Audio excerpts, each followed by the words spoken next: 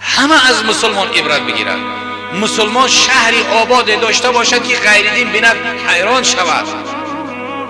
لیکن صدها افسوس که بجای مسواک سنت رسول الله تازه کردن دندان میبینیم مسلمان در کشیدگی دهنش یک مشنوس پرتفتگی شو کردیزه شری نجوی کمی نه گپش معنا دارد نه صورتش ببین که این ترک سنت رسول الله هست.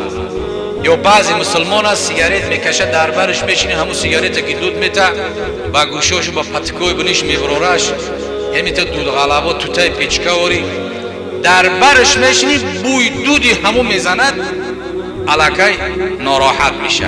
همون میگن مسلمانو اوشان میگن مسلمانو اکر با قویش که با بالاتر اکر بانگ گیره یک بوره نامشونه نمیگیریم اکر توکلشون به خدا کرده.